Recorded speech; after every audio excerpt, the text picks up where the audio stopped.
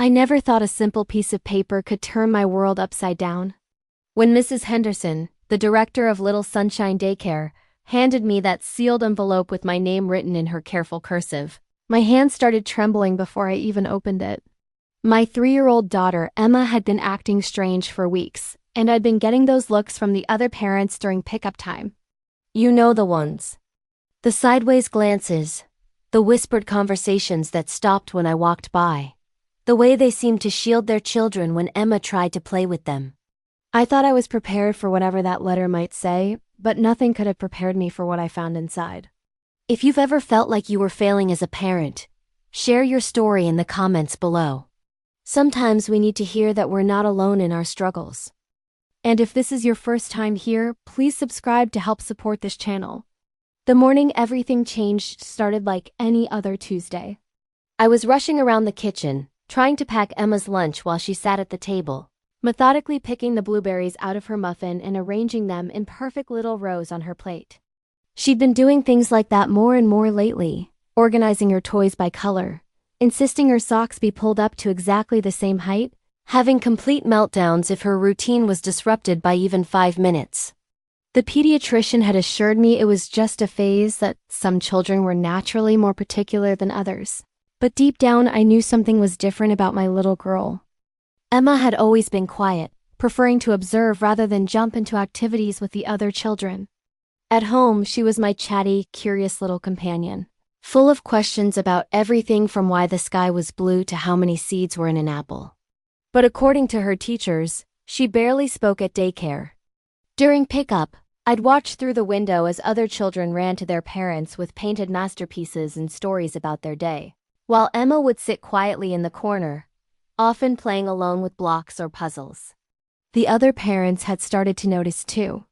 Last week at the playground, I'd overheard Sarah Martinez telling another mom that Emma was weird and that her son Tyler didn't want to play with her anymore. The words hit me like a physical blow. I wanted to march over there and defend my daughter, to explain that she was just shy, just needed time to warm up, but the doubt was already creeping in. Was there something wrong with Emma that I was missing? Was I failing her somehow? That's when the behaviors at home started escalating. Emma began having massive tantrums when I tried to change her routine, screaming for hours if I took a different route to the store or if her favorite cup was in the dishwasher. She started covering her ears during normal conversations, saying everything was too loud even when I was speaking in whispers. Simple tasks like getting dressed became battlegrounds, with Emma insisting that her shirt tags were hurting her and that certain fabrics felt wrong against her skin. I'd started dreading the daily pickup from daycare, knowing I'd face another report about Emma's difficult behavior. Mrs. Rodriguez, her teacher, would greet me with a strained smile and launch into descriptions of Emma's refusal to participate in circle time, her meltdown during art class when her hands got messy, or her tendency to wander away from group activities to line up crayons or sort puzzle pieces by shape and color. The guilt was eating me alive. Other mothers seemed to have it all figured out. Their children skipped happily into daycare each morning and came home with stories and friendships, and muddy clothes from playground adventures. Meanwhile, I was arguing with a 3-year-old about why she couldn't wear the same dress 7 days in a row and why she needed to eat something other than plain pasta for dinner. My husband Mark tried to be supportive, but I could see the worry in his eyes too. He'd suggest different parenting books or wonder aloud if we were being too permissive, too strict, too something. We'd lie awake at night whispering about whether we should seek professional help, but neither of us wanted to admit that our beautiful, intelligent daughter might need something we couldn't provide. The breaking point came 3 weeks ago during the daycare's monthly family picnic. All the families gathered in the park behind the center for games and food, and I'd been looking forward to it as a chance for Emma to interact with her classmates in a more relaxed setting. Instead, it became a nightmare that replayed in my mind every night since. Emma had been doing well initially, quietly eating her sandwich while watching the other children play. But when the organized games started, everything fell apart. The first activity involved all the children sitting in a circle while music played, and when the music stopped, they were supposed to freeze like statues. Emma lasted about 30 seconds before the combination of the loud music, the unpredictable stopping and starting, and the expectation to perform triggered a complete meltdown. She started screaming and covering her ears, rocking back and forth in a way that made my heart break. When I tried to comfort her, she pushed me away and continued screaming. The other children stopped playing to stare, and their parents began gathering their own kids closer, as if Emma's distress might be contagious. One father actually said loud enough for me to hear, "Maybe they should keep kids like that at home until they can handle being around others." I scooped Emma up and carried her to the car while she continued to scream and kick, feeling the eyes of every parent burning into my back. The 20-minute drive home felt like hours, with Emma sobbing in her car seat about how the music was wrong, and her clothes felt scratchy, and everything was too much. By the time we got home, we were both emotionally exhausted. That night, after Emma finally fell asleep clutching her favorite stuffed elephant, I sat on my bed and cried harder than I had since she was born. I felt like I was drowning in my own inadequacy, convinced that I was somehow ruining my child's development through my failures as a mother. Mark held me while I sobbed about feeling isolated from the other parents, about dreading social situations because I never knew when Emma might have a meltdown, about the constant worry that I was doing everything wrong. The next few weeks at daycare were tense. I could feel the judgment from other parents more acutely than ever, and Emma's behaviors seemed to be escalating. Mrs. Rodriguez mentioned that Emma had started hiding under tables during loud activities and that she'd bitten another child when he tried to take a toy she was organizing. The incident report felt like a formal declaration of my failure as a parent. Then came the phone call that I'd been dreading. Mrs. Henderson asked if I could come in for a meeting, and her tone suggested this wasn't going to be a casual chat about Emma's progress.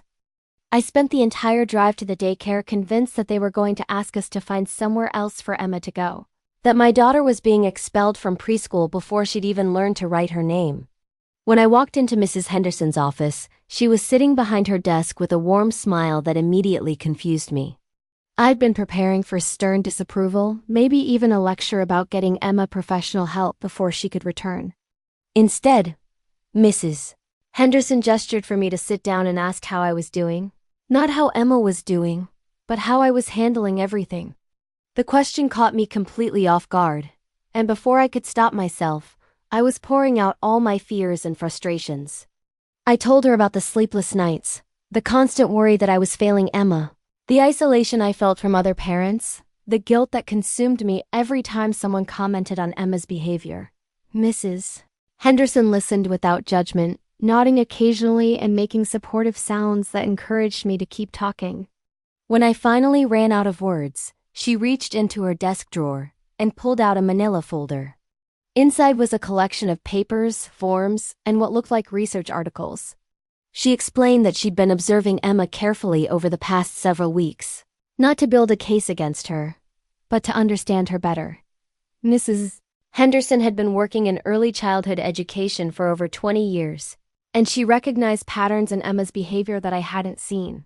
She showed me charts documenting Emma's responses to different activities, noting that she thrived in quiet, structured environments but struggled with sensory-rich or unpredictable situations.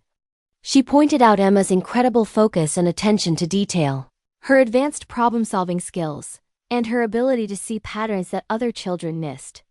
What I had been viewing as problematic behaviors, Mrs. Henderson was presenting as evidence of Emma's unique way of experiencing and processing the world. Then she said something that stopped my heart. She thought Emma might be on the autism spectrum, specifically what used to be called Asperger's syndrome. She was careful to explain that she couldn't diagnose Emma herself, but her observations suggested that my daughter's brain worked differently than typical children, and that wasn't something to fix, but something to understand and support. My first reaction was denial mixed with relief. Denial because autism felt like such a big, scary word that I wasn't ready to apply to my bright, beautiful daughter. Relief because finally someone was telling me that Emma's struggles weren't my fault, that I hadn't broken my child through inadequate parenting. Mrs. Henderson must have seen the storm of emotions crossing my face because she quickly reassured me that autism wasn't a tragedy or a limitation, but simply a different way of being in the world. She explained that many children on the autism spectrum were incredibly intelligent and talented, but they needed different kinds of support to thrive in social and educational environments. Emma's need for routine, her sensory sensitivities, her difficulty with transitions and social interactions, her incredible focus on details and patterns, all of these were common characteristics of autism in young children, especially girls who were often underdiagnosed. Mrs. Henderson had prepared a comprehensive packet of information for me, including contact details for pediatric developmental specialists, resources for parents, and research articles about autism in girls. She explained that girls on the spectrum often presented differently than boys, masking their struggles better, and flying under the radar until their challenges became more apparent in social settings like school. The conversation that I'd been dreading as a potential disaster turned into the most helpful and hopeful discussion I'd had about Emma in months. Mrs. Henderson wasn't asking me to remove Emma from the daycare. Instead, she was offering to work with me to create a more supportive environment for my daughter while I navigated the process of getting a formal evaluation. She outlined specific accommodations that could help Emma succeed at daycare, like providing advance warning about schedule changes, offering a quiet space where she could retreat when overwhelmed, and modifying activities to reduce sensory overload. She also suggested connecting me with other parents who had children with similar needs, breaking through the isolation I'd been feeling. But the most powerful moment came when Mrs. Henderson showed me a portfolio she'd been secretly compiling of Emma's work. While other children were creating typical preschool art with handprints and finger paintings, Emma had been producing intricate patterns and designs that showed incredible spatial reasoning and attention to detail. Her puzzle completion times were off the charts, and she'd invented complex organizational systems for classroom materials that actually improved how the other children could find and use supplies. Mrs. Henderson explained that Emma wasn't failing to engage with her environment.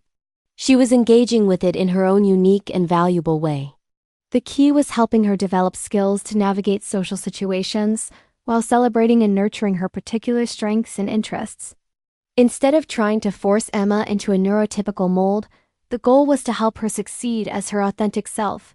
Walking out of that meeting, I felt like I could breathe fully for the first time in months. The letter Mrs. Henderson had prepared for me contained all the documentation she'd gathered about Emma's behaviors and needs, formatted specifically to help with getting a developmental evaluation. It wasn't a letter of complaint or dismissal. It was a love letter to my daughter's unique mind and a roadmap for getting her the support she needed. The evaluation process took several weeks, involving appointments with a developmental pediatrician, a child psychologist, and various specialists who observed Emma in different settings. Each professional confirmed what Mrs. Henderson had suspected.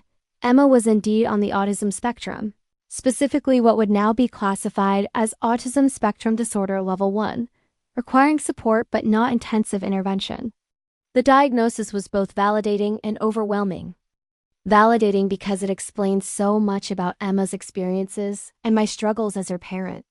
Overwhelming because it meant learning an entirely new vocabulary and navigating systems I'd never imagined I'd need to understand. But with Mrs. Henderson's support and the resources she provided, I didn't feel alone in the process. The transformation in Emma's daycare experience was remarkable once everyone understood her needs. Her teachers learned to give her advance notice about changes in routine, provided sensory breaks when she became overwhelmed, and found ways to incorporate her interests and patterns and organization into group activities.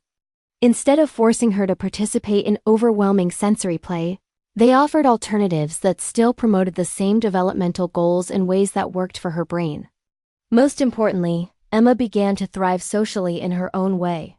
She might not engage in typical preschooler play, but she found her niche helping other children with puzzles and organizing materials. Her unique perspective became an asset rather than a challenge, and she started forming genuine friendships with children who appreciated her loyalty, honesty, and interesting way of seeing the world. The other parents' attitudes began to shift too, especially after Mrs. Henderson organized an informal information session about neurodiversity and different learning styles. Instead of viewing Emma as problematic, parents began to see her as a valued member of the classroom community. Some even commented on how Emma's methodical approach to activities helped their own children slow down and pay attention to details they might otherwise miss. My relationship with Emma deepened as I learned to understand and support her neurological differences. Instead of fighting against her need for routine, I embraced it and found ways to make necessary changes more manageable for her. Instead of seeing her sensory sensitivities as pickiness, I worked to create environments where she could be comfortable and successful. The guilt and self-doubt that had consumed me for months gradually gave way to pride and advocacy. Emma wasn't a problem to be solved. She was a unique individual with her own strengths and challenges, just like every child. My job as her parent wasn't to make her neurotypical, but to help her navigate the world as her authentic self while building on her considerable strengths. 6 months after receiving Mrs. Henderson's letter, Emma was not only thriving at daycare, but had become something of a classroom celebrity for her puzzle-solving skills and her ability to notice details that others missed.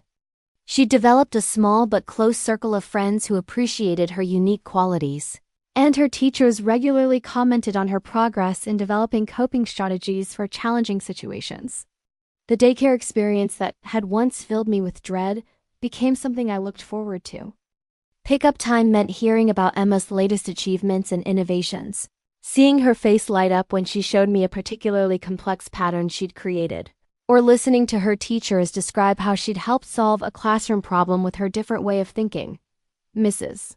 Henderson became not just Emma's advocate but mine as well, checking in regularly about how I was adjusting to parenting a child with autism and connecting me with resources and support groups that helped me continue learning and growing alongside Emma. She helped me understand that having a child with autism wasn't a limitation on our family's future, but simply a different path that came with its own unique joys and challenges. The letter that had initially terrified me had become the catalyst for the most important transformation in our family's life. It led to understanding, support, appropriate interventions, and most importantly, acceptance of Emma exactly as she was. Instead of trying to change her to fit the world, we learned to help her navigate the world as her authentic self. Today, Emma is a confident, happy child who knows that her brain works differently, and that this difference is something to be celebrated rather than hidden. She's learned strategies for managing overwhelming situations, developed strong friendships with children who value her unique perspective, and continues to amaze everyone with her incredible attention to detail and pattern recognition. The experience taught me that sometimes what feels like our worst parenting moment can actually be the beginning of our best understanding of our child. The letter I thought would destroy our daycare experience actually gave us the tools and knowledge we needed to help Emma succeed. Mrs. Henderson's careful observations and compassionate approach transformed what could have been a devastating diagnosis into an empowering roadmap for supporting Emma's development. Looking back, I realized that all those months of worry and self-doubt were actually my maternal instincts recognizing that Emma needed something different, something more than what I knew how to provide at the time. Instead of failing her, my concerns led me to advocate for her in ways that ultimately gave her exactly what she needed to thrive. The other parents who once seemed judgmental became some of our strongest supporters once they understood Emma's challenges and celebrated her successes. Children who had initially found Emma confusing or different became her loyal friends, appreciating her honesty, her interesting insights, and her unique way of playing and interacting.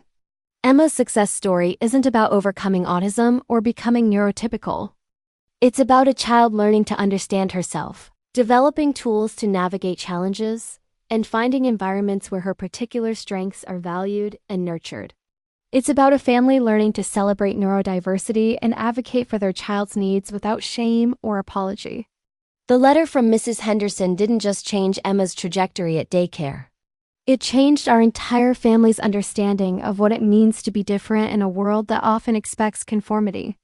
We learned that different doesn't mean less than, that challenges can coexist with incredible strengths, and that the right support can help any child reach their full potential. Now, when I see other parents struggling with children who seem to march to the beat of their own drum, I think of that letter and how it transformed our lives. I want to tell them that their instincts matter, that their child's differences might be strengths in disguise, and that finding the right support and understanding can make all the difference in the world. Emma's story continues to unfold every day, filled with new achievements, discoveries, and moments of pure joy in her unique way of experiencing the world.